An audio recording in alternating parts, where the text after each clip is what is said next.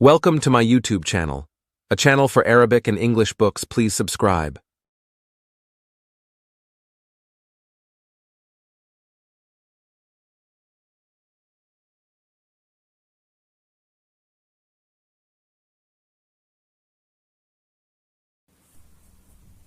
Buki.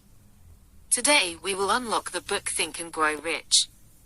One day, in the early years of the 20th century, in Orange, New Jersey, United States, a visitor came into Thomas A. Edison's office.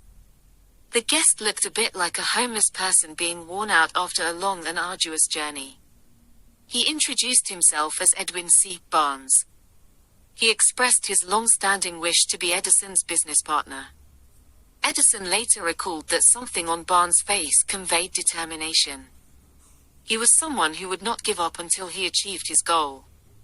From his previous experience of dealing with people, Edison had learned that when someone's desire was so forceful that they would stake their entire future on their success, they were bound to succeed. Edison allowed Barnes to stay, but only as a peon and not as a business partner. Nevertheless, Barnes didn't reckon that his work was unskilled. Instead, he held himself to lofty standards. And a few years later, he finally got his wish.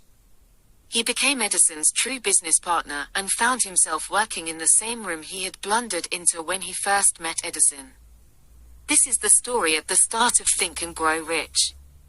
The anecdote tells us that a person's success is a function of their desire. The more intense their desire, the surer their success.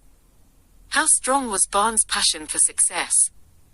When he was determined to become Edison's business partner, he didn't know this famous scientist, nor did he have the money to travel to the city where he was working. Facing these two difficulties, most people might have already given up their plans. But not Barnes. His desire was so strong that he climbed on a freight train to reach the destination and finally stood before Edison. When you build up determination, you can overcome any seemingly insurmountable obstacles. Think and Grow Rich is a book about effective thinking. It could be described as a book about the passion for success. In the title, the word rich has multiple connotations.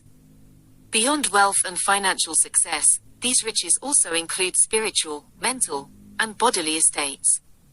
Since it was first published in 1937, the book has sold more than 70 million copies worldwide and has influenced the paths of countless lives.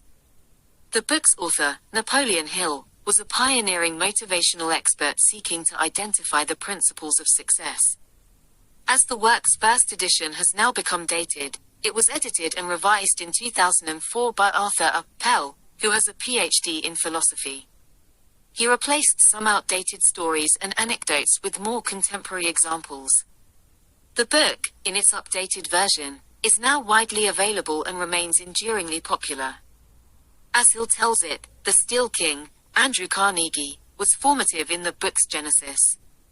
Carnegie had asked Hill, a journalist at the time, to identify and interview 500 successful people with the aim of discovering their common traits and, ultimately, to share this precious secret of success with the world. Hill was delighted to accept the task, and, in the end, he interviewed more than 500 people, including important figures such as Edison, Ford, and Roosevelt. Additionally, he studied and analyzed the life stories of 25,000 successful people to eventually isolate the recipe for success that Carnegie believed must exist. With it in mind, he wrote this book, inviting you to think and grow rich. Next, we will reveal to you the best parts of the book. We have split it into two sections. Part 1, the desire-driven path to success. Part 2, protecting the desire-driven path to success. Part 1, the desire-driven path to success. What is the effect of desire? Desire can give you an intense yearning to achieve a goal. You will have the motivation fueled by an overwhelming eagerness to move towards a successful endpoint. This kind of passionate motivation is not quite the way we normally do things. We usually get things done through what can be described as a plan-driven path to success. Before doing anything, we will formulate a plan, and once the plan is established, we expect it to guide us towards success. However, Hill disapproved of this method and proposed that being desire-driven is the secret to success and all kinds of wealth. In the story we mentioned earlier, Barnes' desire is not just a hope, nor a mere wish, but a desire that keeps throbbing and surpasses everything else. It is both lucidly clear and rock solid. No ifs or buts. Barnes is convinced he will work with the greatest inventor on the planet. The desire-driven path to success has several important steps. Conceiving an idea is the foremost step, the first rung on the ladder. Take skyscrapers for an example. A high-rise building will have been born as an idea in some capitalist's mind before it became an architect's idea. Without ideas, there will be no will to act, and many famous buildings would not exist. What you want and what you get can grow from the simplest idea. Afterward, the desire becomes incorporated into the idea. To draw a set of comparisons, Barnes fostered his desire to partner with Edison. And Edison had previously fostered his desire to find the perfect filament to illuminate the bulb. And a cheetah harbors the desire to pounce on a new. Even instinct is only mobilized when it is pushed by desire.